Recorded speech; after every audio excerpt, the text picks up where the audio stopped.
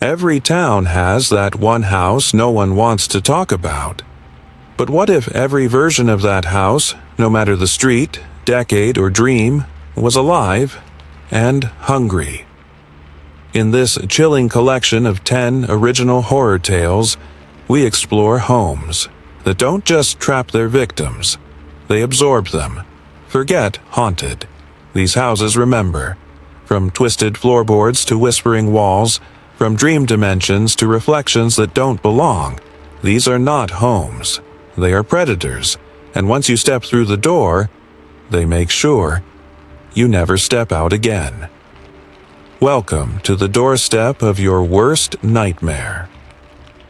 The house that devours its inhabitants isn't just one story, it's a collection of 10 terrifying tales where the setting isn't just spooky, it's sentient. These aren't haunted houses, they're hungry ones.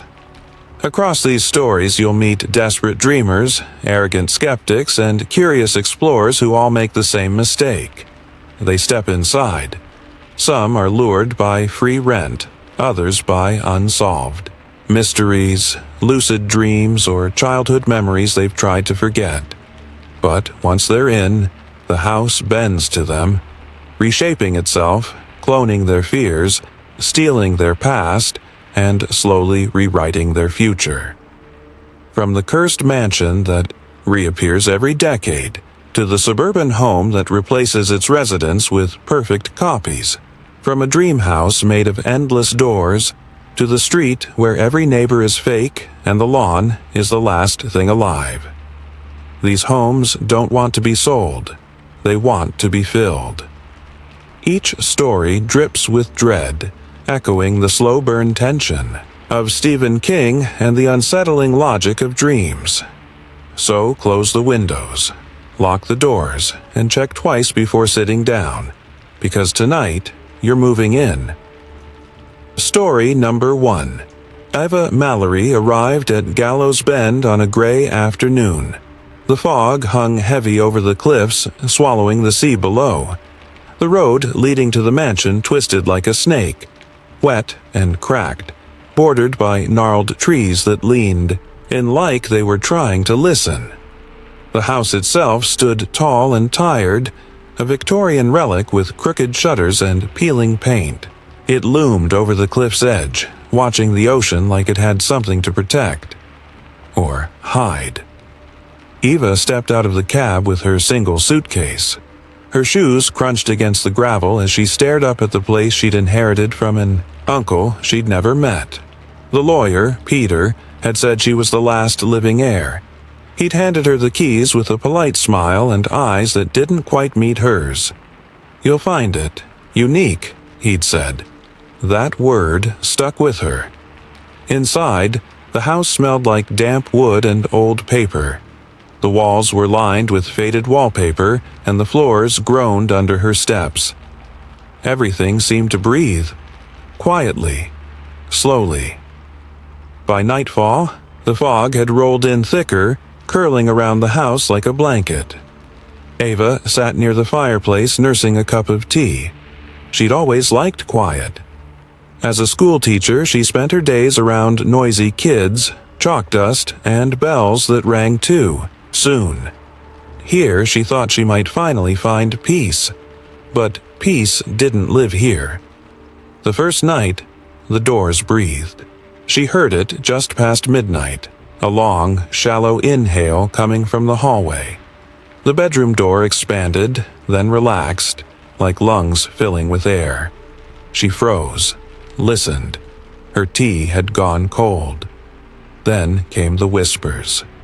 Soft, hissing voices slipped through the walls like smoke.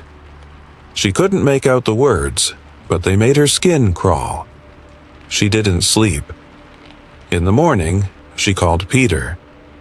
"There's something wrong with this place," she said. There was a long pause on the other end of the line. "You're fine, Eva. Old houses do that. Just creaks and drafts. You'll adjust."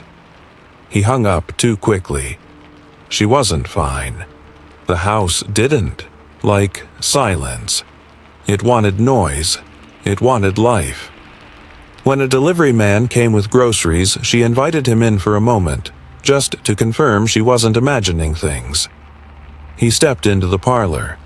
She turned her back for just a second, and when she turned again, he was gone.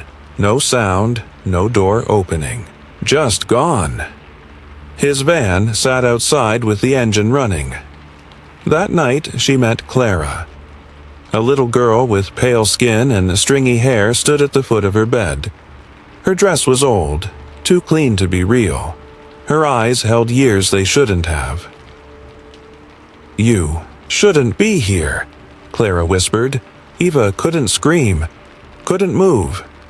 "It remembers you," the girl said.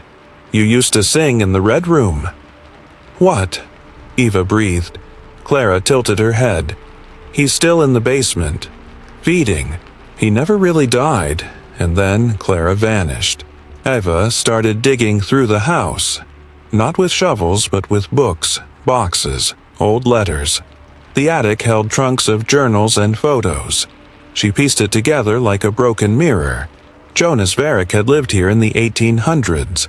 A cult leader, they called him. But he was more than that.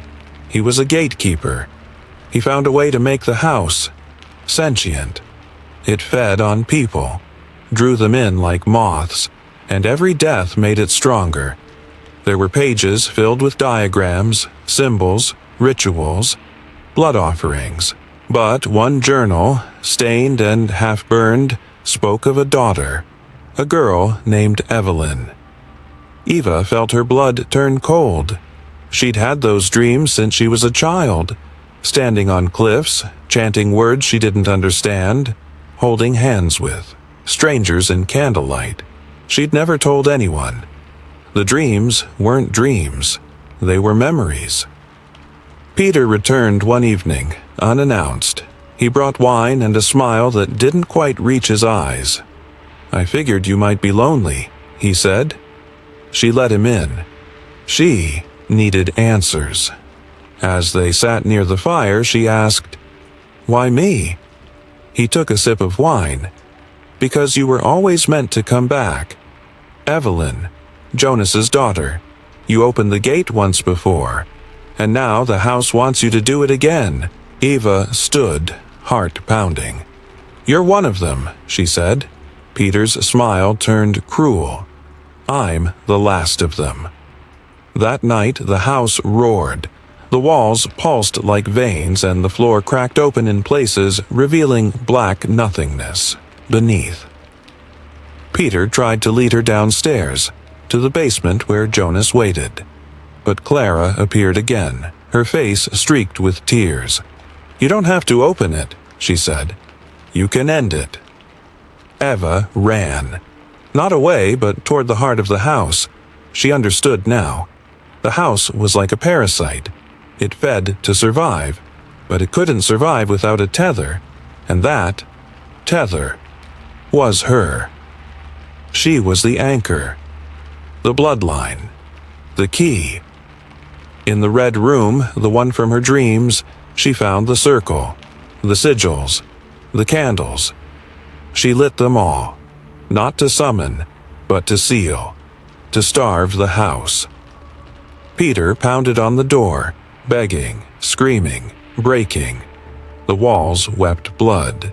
The house howled like an animal being killed. Eva stood in the center of the circle and whispered the final words she remembered from her dreams. Not in English, but in something older. She gave herself freely. The flames rose. And then, silence. When the townspeople finally came, the house was quiet, empty. The doors were sealed. No one entered again. But sometimes on foggy nights, people walking past Gallows Bend say they hear a woman's voice whispering lullabies through the stone. And if they listen too long, they forget who they are. Because the house still remembers. And Eva is still inside, not as prey, but as the new caretaker. Forever. Story number 2. Liam Torres wasn't scared of ghosts. He'd made a name for himself not being scared of them. His podcast, Dead Wrong, had grown fast because he'd made it fun to laugh at haunted houses, cursed dolls, and basement demons. Every week, he traveled to the next most haunted place in America and exposed it as creaky pipes, bad wiring, or someone's overactive imagination. He wasn't out to hurt anyone. He just didn't believe. But he would. The motel was the kind of place you drive past without even noticing. A faded sign buzzed in the dark. Maple Crest Inn. Red neon blinked and stuttered like it had asthma. The parking lot had one other car and an old vending machine that looked like it hadn't been stocked since Clinton was president. It was almost 1 a.m. Liam was supposed to be in Knoxville, but a flash flood had shut down the interstate. So, he pulled off onto a rural route in Tennessee and followed his GPS to the nearest dot on the map.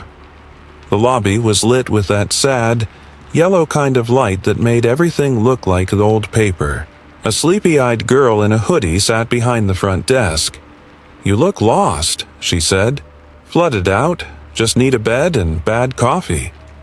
Liam smiled, setting his bag on the counter. "Got a vacancy?" "Plenty." She slid the ledger toward him. "Just don't ask for room 6. Liam raised an eyebrow. "What's wrong with 6? She didn't look up from the desk. "It's always hungry." He ended up in room 5. The walls were mustard yellow and the TV only had 4 working channels. But the bed didn't bite, and the water pressure in the shower wasn't too bad. Still, he couldn't stop thinking about room 6. There was no real reason for a motel to skip that room. It wasn't like skipping floor 13 in a high-rise. Yet when he walked past the door on the way to get ice, something about it tugged at him. It didn't look wrong. Not really. Just still. Too still. The next morning, over a stale muffin and coffee that tasted like burnt rubber, he started asking questions. The girl, Angie, was the owner's daughter. She'd lived there her whole life. "People see things in there," she said, "even when they're not supposed to be in there. Shadows, voices. Some people say it's like falling asleep with your eyes open. You know you're awake, but the room tells you different." "That's wild," Liam said, recording her with his phone. "So it's locked?" She nodded. "Most of the time. Sometimes not." That night, Liam went back with a lockpick set and a portable recorder. Dave, his podcast partner, was on speakerphone. "This is how people die in found footage films," Dave warned. Liam grinned. "Yeah, well, content is content." The door to room 6 opened with a soft click, and then silence. No hallway sounds. No hum from the vending machine. Even the crickets outside seemed to vanish. Liam stepped inside. The room looked normal. Beige walls, a twin bed with stiff sheets, a TV that hummed but didn't turn on. But the shadows were wrong. They moved when he wasn't looking. Shifted angles. The window showed no outside, just endless gray mist. Then the door vanished. He spun around. Where the door had been was now wall. The wallpaper pattern continued like it had never opened. His throat tightened. "Okay," he whispered. "That's new." The air turned thick. His limbs felt like they were wading through water. And then he heard a voice. It wasn't Dave. "Don't let it know your name," the voice said. He turned, and there stood a man in a dated polo shirt and wide eyes. "Marcus," he said. "I checked in 1997. Time didn't move right inside room 6. Marcus hadn't aged. A day. Said he'd tried to leave 100 times, but the room just reset. Conversations looped. Doorways moved. Sleep felt like drowning. "The room feeds on attention," Marcus whispered. "Curiosity. It wants you to look. That's how it pulls you in." Liam's recorder still ran.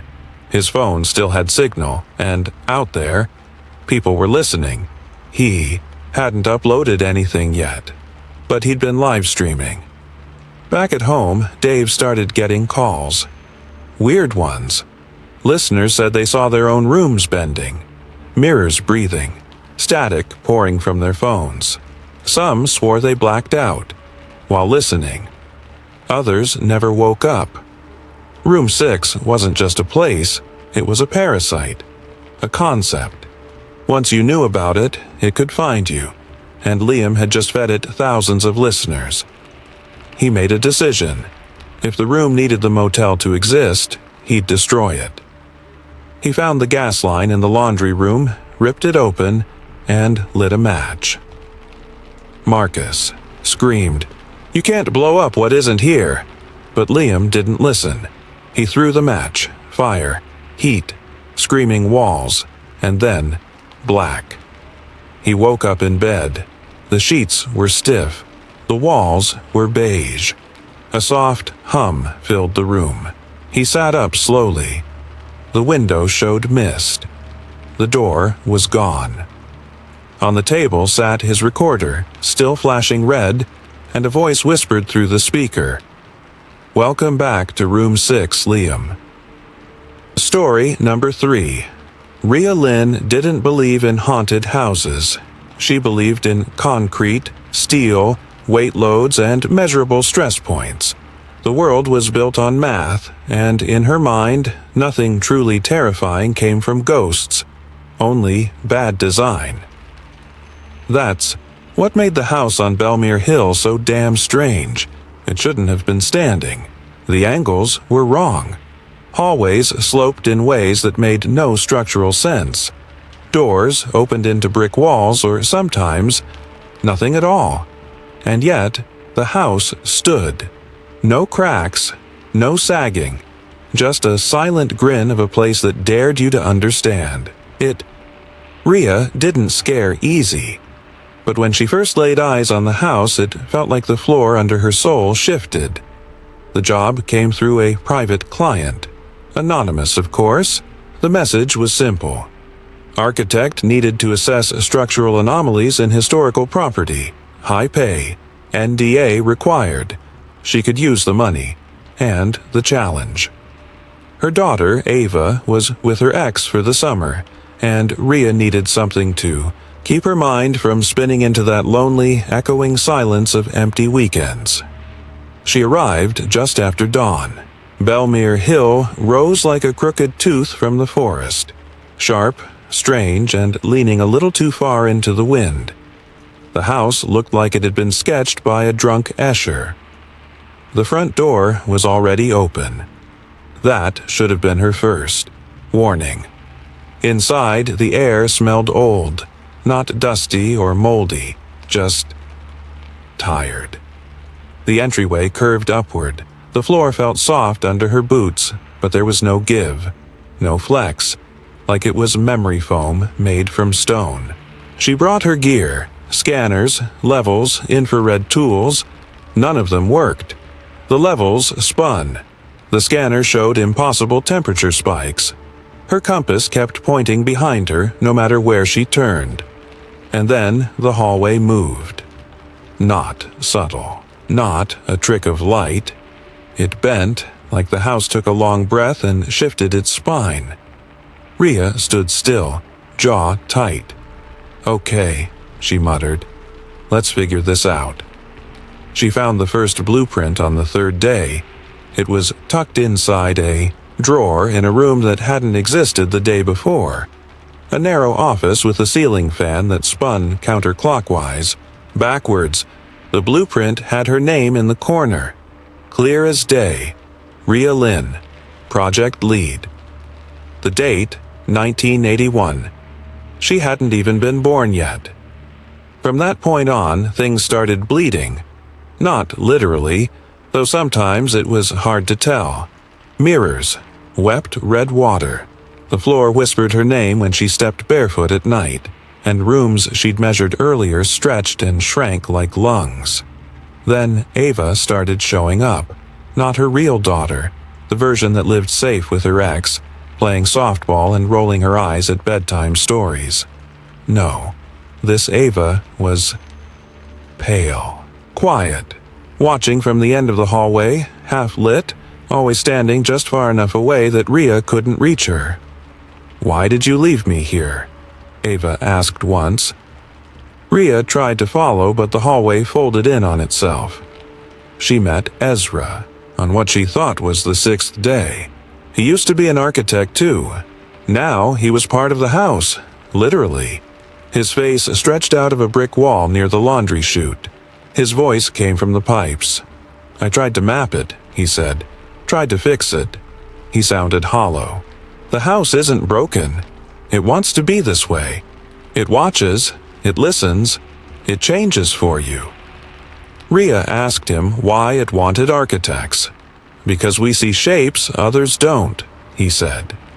"We dream in angles. The house feeds on that. Our ideas, our fears, they build its bones."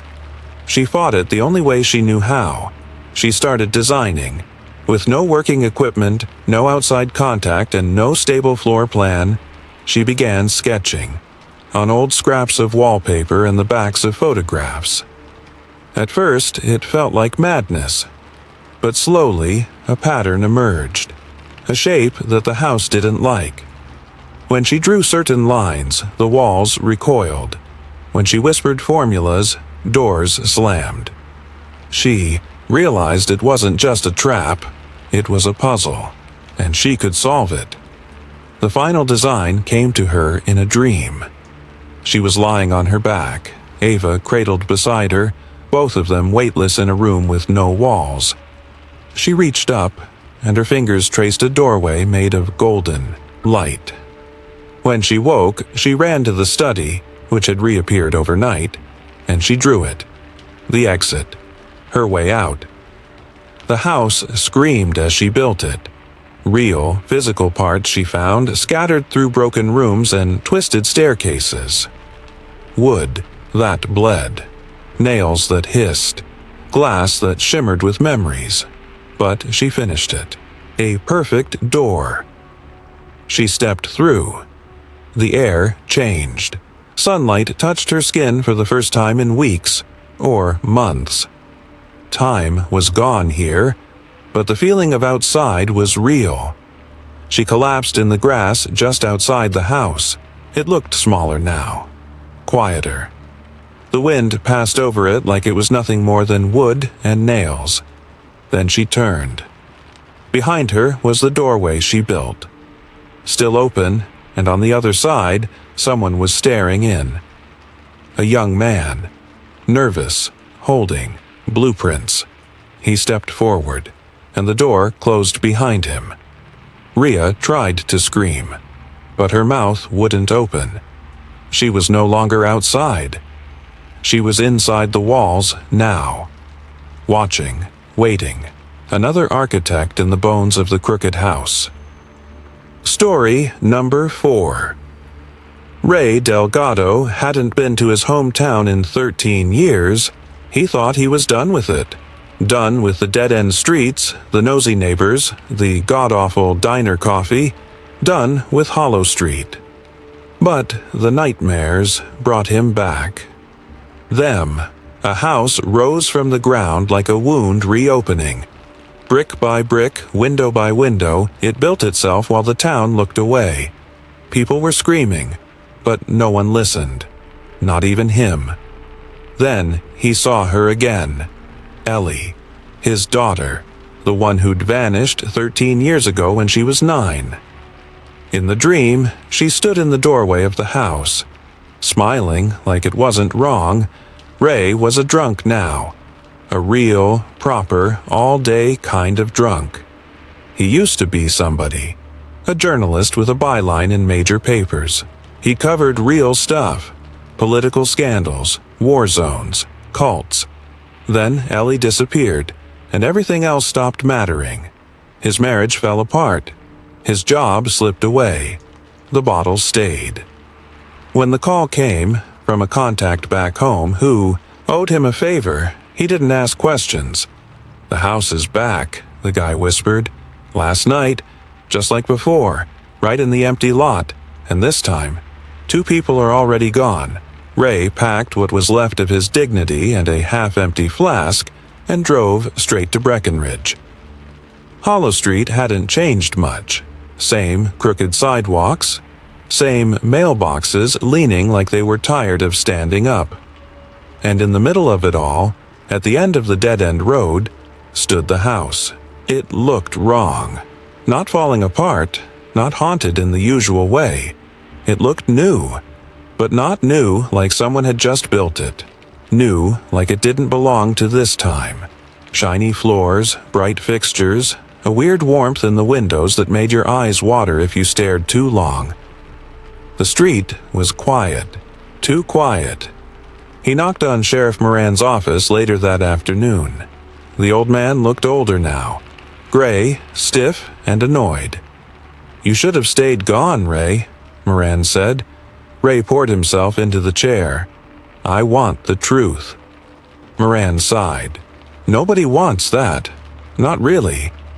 The truth came in pieces, from whispered conversations at the diner, from yellowed newspaper clippings he pulled from the library basement, from a woman named Wren, who ran the local antique shop and just happened to specialize in occult relics.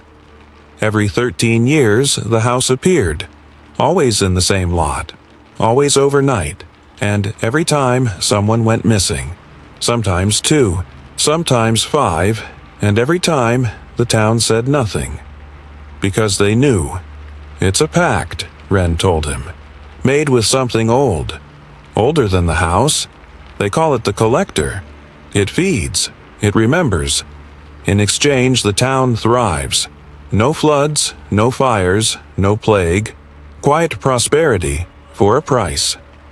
Ray didn't want to believe it until he saw her again. Ellie. Alive. She was standing in one of the windows. He could see her from the street.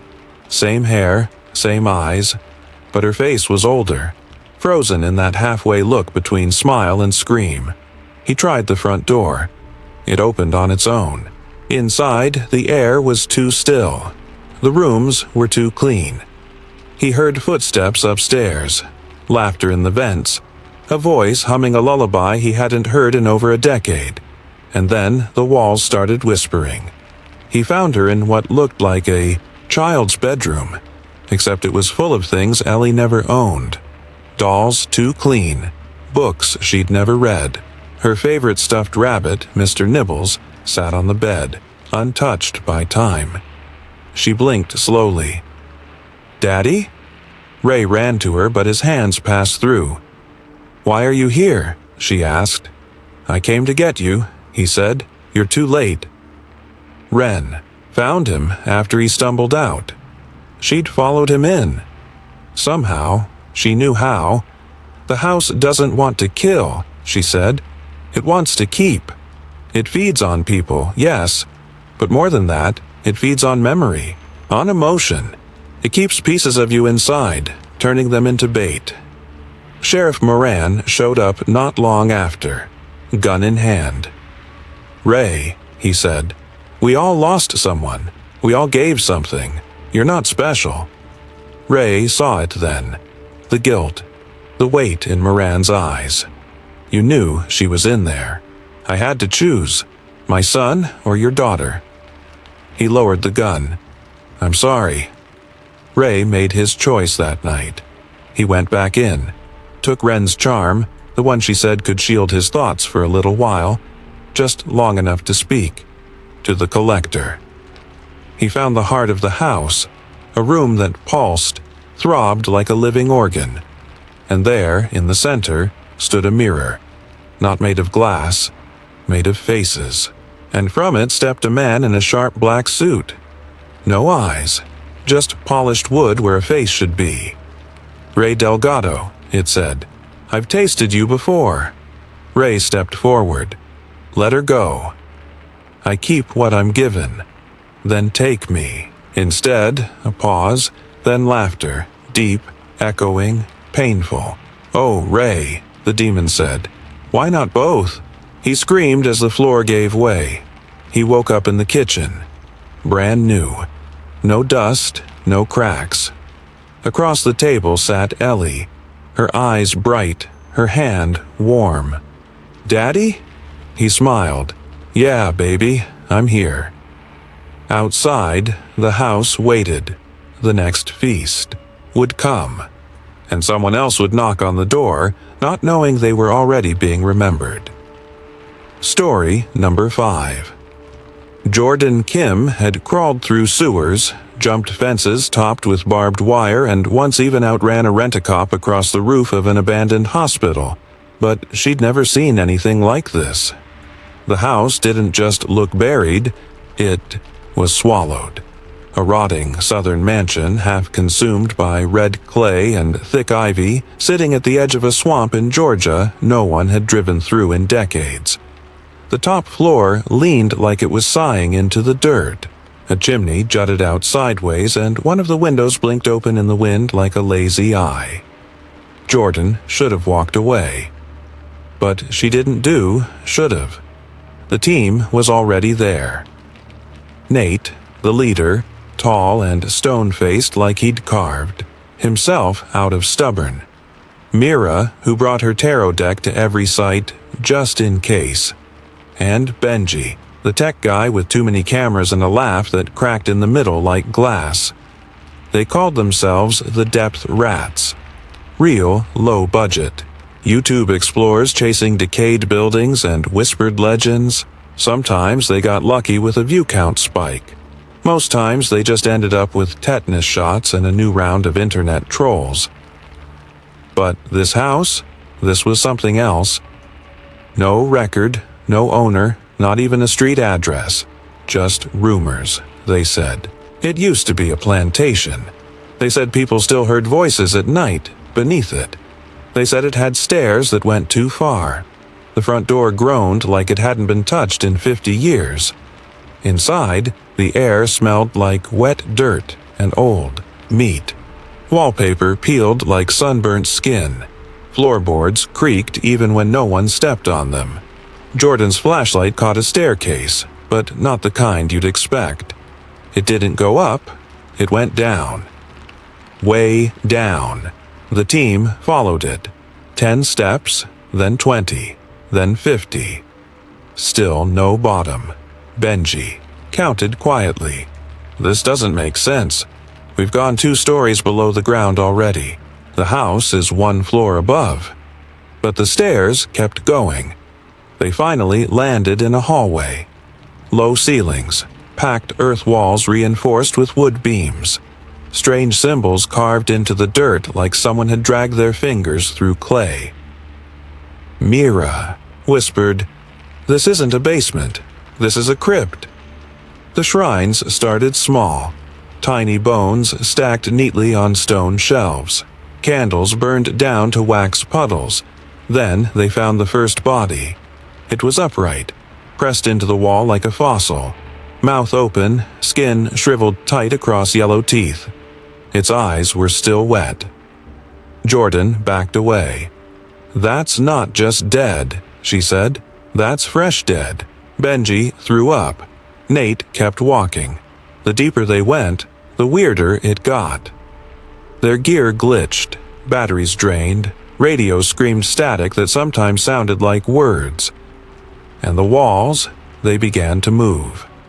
Slow shifts, doorways that weren't there a second ago, hallways curling back into themselves.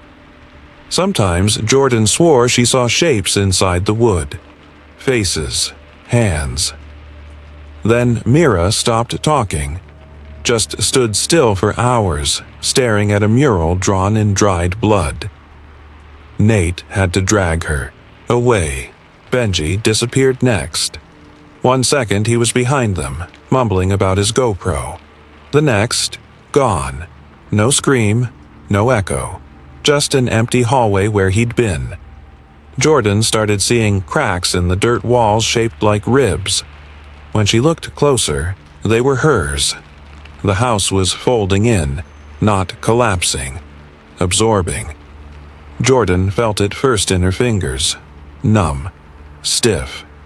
She peeled back her glove and her fingertips were pale wood grain. She didn't scream. She just said, "It's using us." Mira finally spoke again. "It's not a house anymore. It's becoming something else. Or maybe we are." Nate made a choice. A stupid, brave, desperate one. "We find the bottom," he said. "We finish this." So they did. The final chamber wasn't a room. It was an absence. A space that didn't obey shape or gravity. Floating pieces of furniture spun slowly in the dark, lit by a light that came from nowhere. At the center, a pit. No bottom, just a pull. Nate fell first, or maybe he jumped. Mira followed, silent and smiling like she'd found peace. Jordan stood at the edge. Her hands were now fully wood. She heard whispers from inside her own chest. The walls knew her name. They called it softly, like a lullaby. Then she saw her reflection in the black water near the pit. It blinked. She didn't. She woke up coughing mud on the edge of the swamp. No house, no team. Just red clay under her fingernails and her reflection in a muddy puddle staring too long, too deep. She walked away. But every night since, she hears footsteps in the walls of her apartment. The plumbing hums a tune she doesn't remember learning. Her fingernails have started turning into splinters. And her reflection still lives in the house, waiting. Story number 6. The old house on Larchwood Lane was Anna's dream. White porch, weathered shutters, a sloped roof that creaked when the wind blew too hard. It looked like something out of a forgotten painting, the kind you'd find in an attic, wrapped in dusty cloth. Mark didn't love it, not really. He said the pipes were ancient, the wiring a lawsuit waiting to happen, and the smell of old wood reminded him of coffins. But Anna did. After the panic attacks, after the hospital, after the whispers behind her back, she needed this house. Needed something still and solid. The first night they heard the footsteps. They came at 2:11 a.m. Not loud, not stomping or running, just footsteps. Slow, pacing. Anna sat up in bed, holding her breath. Mark rolled over. Probably the old wood settling. She didn't say anything, but the sound didn't come from the roof or the stairs. It came from beneath them. The next morning, she told the neighbor, an older woman with cloudy eyes and a garden full of dead roses. "Oh, you bought the Wexler place," Mrs. Wren said, like she'd just found a bruise. Anna nodded. Mrs. Wren stared at her for a long time. "Just be careful what you answer," she said. "Sometimes the house asks in your voice." Then she shut the gate behind her and never waved again. By the third night, Anna heard her name being whispered through the floorboards. "Anna. Anna, wake up. I'm still here." It was her own voice. She lifted the rug in the hallway, pressed her ear to the wood, and listened. From underneath, crying. Her voice. Mark said it was stress. "You're tired, you're adjusting. It's an old place, it talks." But Anna knew how she sounded. Crazy. She'd heard it before, from doctors and from Mark, when he didn't know she was listening.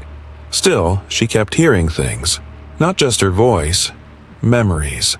Conversations she hadn't had. Fights that never happened. Sometimes she'd be brushing her teeth, and from the hallway her voice would say, "I hate this house. I hate him." But she never said that. Not out loud. The basement door creaked open on its own one morning. She went down. The stairs groaned beneath her feet. The air was heavy with dust and cold like a tomb. She saw scratch marks on the support beams. Long, deep, desperate. And something whispered. From inside the crawl space, "Please, Mark, don't listen to her." Her own voice. She told Mark everything. He hugged her, held her tight. said he believed her. That night they made love for the first time in months. She cried afterward. The next morning, she woke up alone. Downstairs, she heard eggs sizzling, Mark humming, and a woman laughing, her laugh. She walked into the kitchen, and there she was, standing in her robe, smiling, pouring orange juice. Mark kissed her cheek. "Morning, babe," the other Anna said. The real Anna ran upstairs. She locked herself in the bedroom. She screamed, pounded on the walls, tried to call for help, but her phone was gone. Her keys, wallet, everything. From under the bed, a voice whispered, "She's better at being you. You were too soft, too scared. She loves this house." Anna fell to her knees and cried. Then the floor opened up. The wood cracked beneath her, just enough to pull her through. Hands, soft, familiar hands, grabbed her ankles and yanked her into the crawl space. She screamed, clawed at the floor, but it was too late. The boards sealed shut above her. Darkness. Silence. Her own breath coming back to her, and above, the sound of her voice laughing with her husband. Mark never noticed the difference. She cooked better, slept sounder, never cried in the shower anymore. The other Anna had his favorite stories memorized. She even remembered his mother's birthday. Life was smoother, easier, and every night as he fell asleep beside her, the floorboards whispered below. Underneath, the real Anna screamed, but the house doesn't let echoes out. Story number 7. Dr. Evelyn Shore didn't believe in ghosts. She believed in brains, patterns, neurons, memory loops, not shadows or spirits. She didn't fear the dark. She feared the things people locked behind their eyes. So, when she brought her lucid dreaming device to the old Ashcroft house, it wasn't to hunt something spooky. It was to prove a theory. That fear is just a door, and with the right key, anyone can walk through it. Ashcroft sat on the edge of nowhere. No road signs, no GPS pin. Just a rotting two-story monster surrounded by brittle grass and whispering trees. The kind of place kids dare each other to touch and run. The house had been empty for decades, but not silent. Locals said it changed inside. Hallways moving, doors appearing where walls used to be. People went missing. A boy named Danny Hughes had walked in 12 years ago during a storm. Never came out. But Evelyn didn't care about folklore. She cared about control. And the human mind? That was just another building.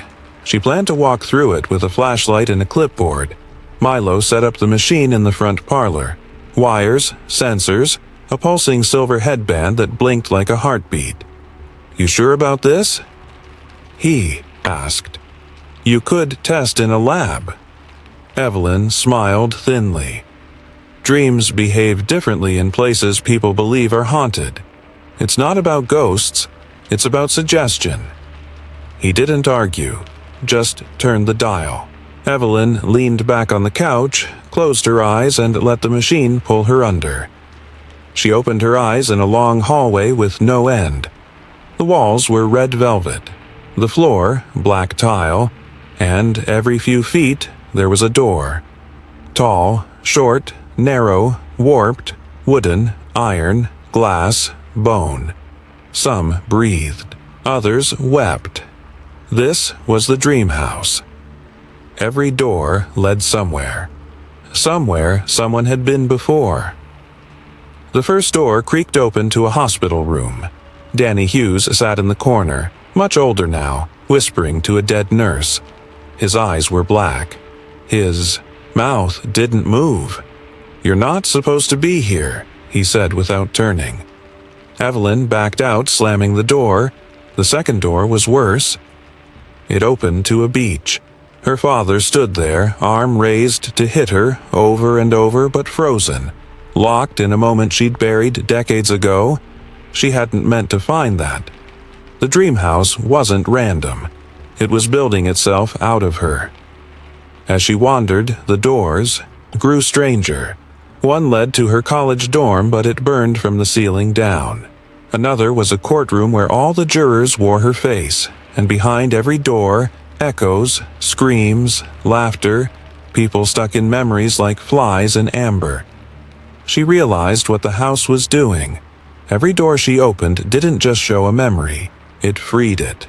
The pain, the guilt, the terror.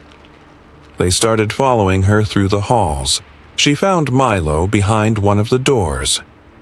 Only, not Milo. His body was nailed to the wall, his face twisted in fear. And standing in front of him was her. Same face, same lab coat, but smiling wide and wild, mirror Evelyn. "Finally," she said. "You cracked the door open just enough. I've been waiting to get out." Evelyn ran. The hallway bent under her feet. Doors slammed. Others opened by themselves. The house was waking up. She tried to force herself awake, clenched her fists, bit her tongue. But the dream house had no exit. She was deep inside now, and the house was inside her. At the last hallway, she saw it. A door carved from bone and brass. It had her name on it. Evelyn Shore. Door number 1000. She knew what it meant. She was the last door. The dream house had taken everything else. It just needed her now. But she fought it. She tore the headband off in the real world, shattering the link, and gasped awake, cold sweat soaking her spine. She was out, or so she thought. That night, Evelyn dreamed of a hallway. Endless, red velvet. Doors rattling softly, and one door, hers, still ajar. Inside, Mirror Evelyn smiled. "You left it open. Now the house walks with her, quiet during the day but always waiting when she sleeps." Story number 8. Clara and Tom weren't picky. They'd been sleeping in their car for 3 weeks, sharing fast food fries and searching Craigslist on a dying phone. Rent in the city was a joke, and neither of them was laughing anymore. So, when the offer came, a house, rent-free, for as long as they wanted, it sounded like a dream. The place was in a quiet gated community called Elderberry Grove. Streets clean enough to eat off. Neighbors who smiled too wide. Lawns trimmed like they were cut with scissors. And number 9, a beige 2-story house at the end of the cul-de-sac. Empty. Still, like it had been waiting. Ms. Winslow met them at the gate. Her teeth were white enough to hurt. She smelled like lavender and lemon polish. "You'll be safe here," she said. "We take care of our own." Tom asked, "Why's it free?" Ms. Winslow's smile didn't move. Number 9 doesn't do well with leases. Inside, the house looked brand new. White walls, hardwood floors, no dust, no scratches, like no one had ever touched it. "Feels too clean," Clara whispered. Tom grinned. "It's just finally something going right." They slept on the floor. The first night, tangled in old blankets, whispering about paint colors and maybe, finally, getting a dog. But around 2 a.m., the house creaked.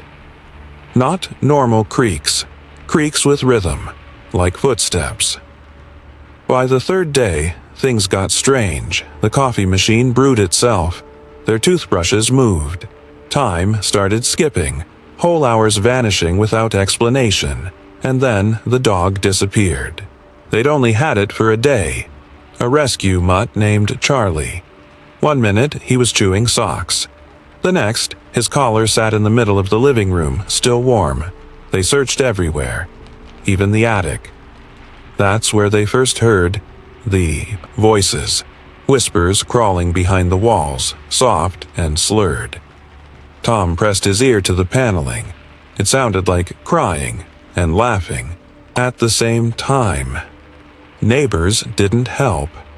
When Clara asked the boy next door if he'd seen the dog, he blinked too slowly. "Pets don't last long in number 9, he said. She stared at him. "How do you know that?" The boy smiled.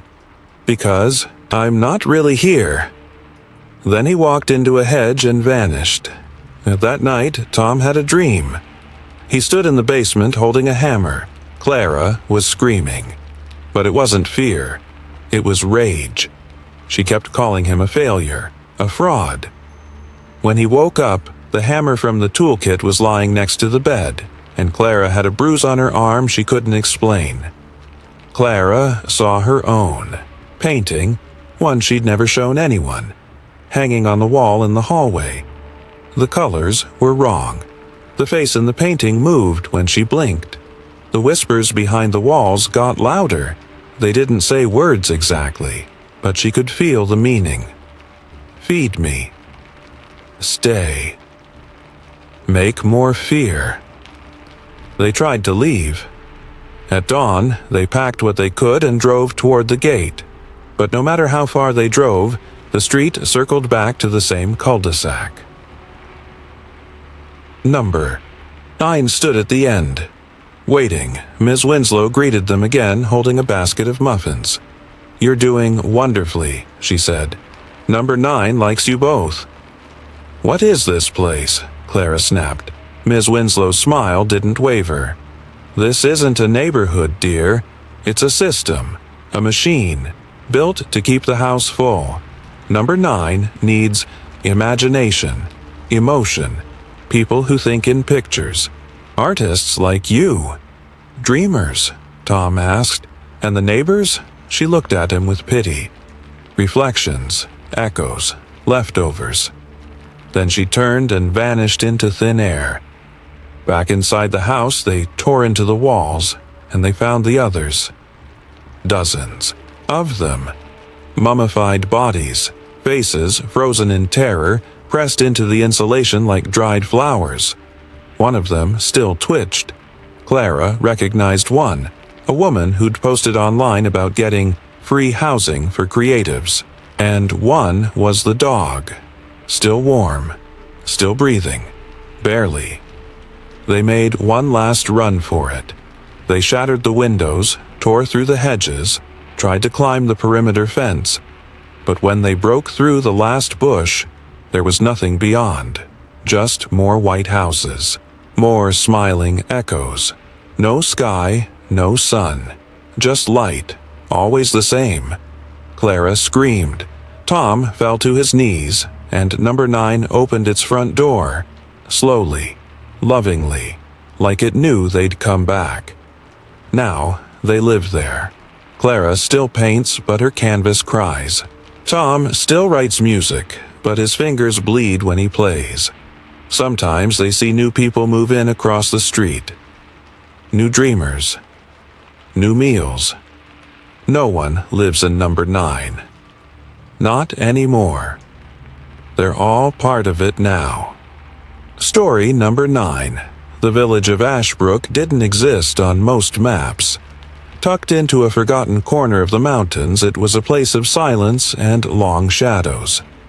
Half the houses were crumbling into the dirt.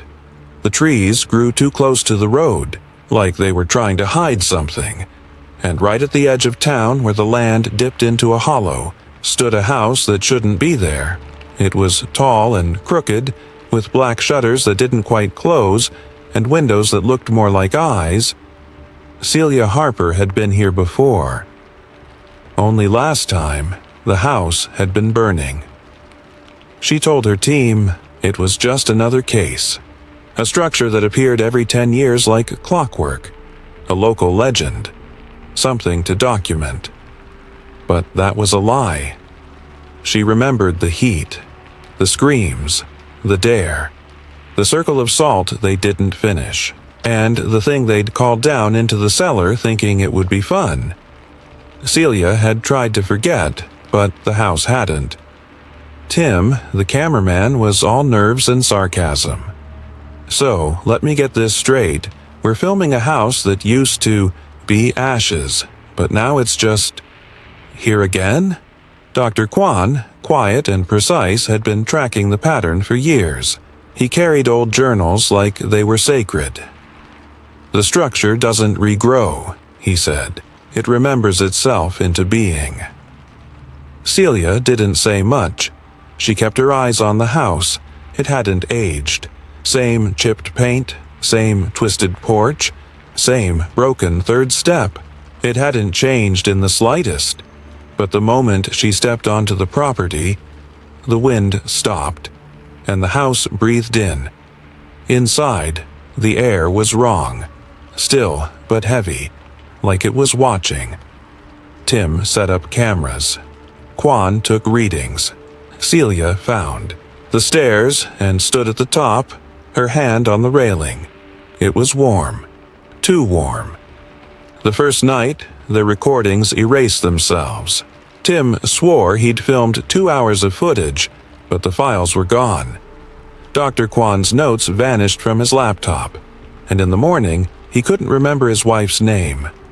The house was feeding, not on blood, not on flesh, but on memory. The ones who returned, they tasted the sweetest. Celia started dreaming again, of the night they burned it. She remembered Leah, the girl who hadn't come out, the one who screamed until the fire drowned her voice. Only now, Leah wasn't in her dreams. She was in the house, smiling through the window. Skin scorched black, eyes bright blue. "You came back," Leah whispered. "It's been waiting." Tim disappeared on the second day, gone without a sound. His gear was still running. His jacket hung on the chair. His name started slipping from their mouths. Kwan stared at a photo and said, "Who's that?" But Celia remembered, because the house wanted her to. It was saving her for last. On the third night, the cellar opened itself. Inside was the circle, burnt into the stone, and the smell of ash and blood. Celia saw her name scratched into the wall. Not fresh, old, like it had been waiting for decades. "You started the fire," Leah whispered from the shadows. "Now you finish it." Dr. Kwan stood by the staircase confused, muttering names that didn't exist anymore. She took his lighter, hugged him once, then poured gasoline from the van, across the floors. The house screamed, not out loud, inside her head, a voice made of splinters and fire. "You think fire can kill me twice?"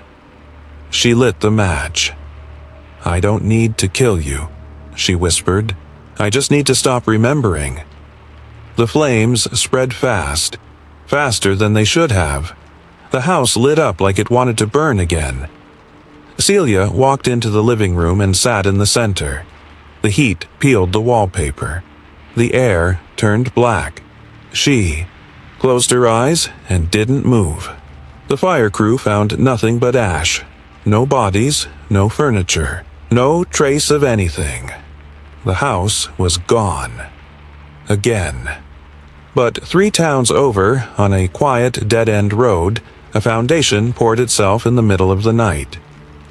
A porch built itself board by board, the windows filled in, and blueprints fluttered to the ground.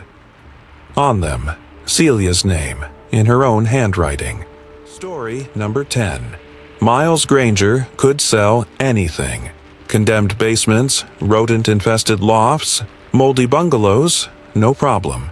He once sold a house that backed directly onto a cemetery by calling it spiritually centered.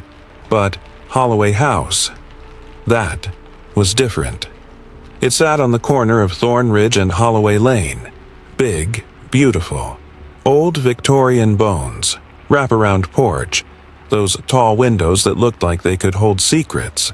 A real dream home for someone with the right checkbook, except no one ever stayed. The last couple moved in and were gone within 2 weeks. packed up in the middle of the night and left their dog behind. The buyers before that vanished entirely.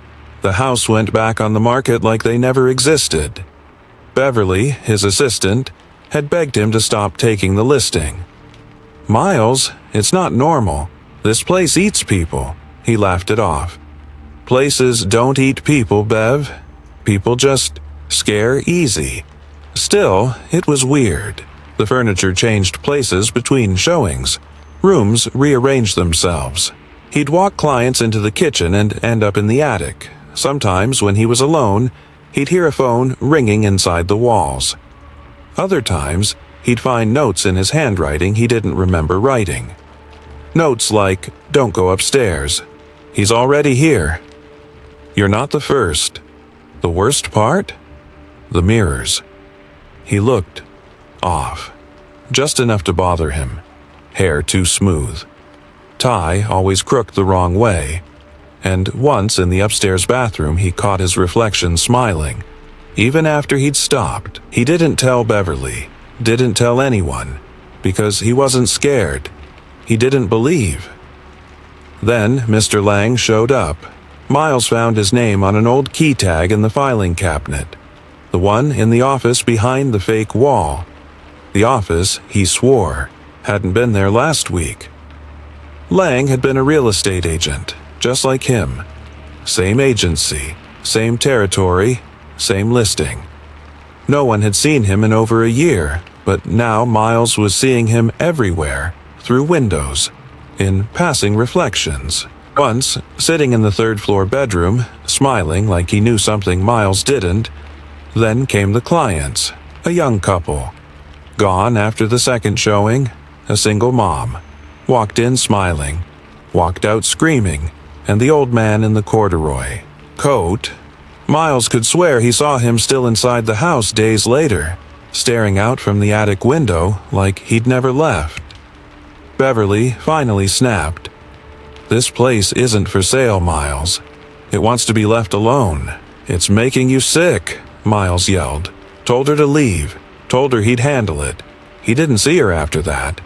But he heard her, in the walls, crying. He tried to quit, tried to walk away, burned the files, deleted the photos, threw away the listing sign. The next morning, the sign was planted back in the lawn, and his schedule printed neatly in his planner, 9:20 a.m. Open house, Holloway, 12 p.m. Private showing, Holloway, 3 p.m. Follow-up tour, Holloway. He hadn't written any of it. One night, he stayed too late, tried to sleep on the couch in the front room, hoping it would reset his head. But the house didn't sleep. The wallpaper peeled like skin. The floorboards whispered names. The ceiling pulsed with something breathing. Above it, then he saw himself, another version of him, standing in the hallway, holding his briefcase, wearing his watch, smiling too wide. "Miles," the other one said, voice slick and slow. "You can't leave. You're part of the tour now." Ran, crashed through the front door, fell into his car, drove for hours. When he finally stopped, he couldn't remember where he lived, didn't know what city he was in, didn't recognize the roads. And when he passed a row of houses, there it was again. Holloway House. Same porch, same windows, same listing sign out front. Only now it read, "Open house today. Ask for Miles. He's still there." Smiling, shaking hands, showing new people around, always a new tour. Always a new client, and somewhere in the walls, the real Miles is still screaming. If you love slow-creeping horror that crawls under your skin and stays there, make sure to hit that like button, subscribe for more terrifying tales, and share this with your bravest friend. And tell us in the comments, which house would you risk stepping into?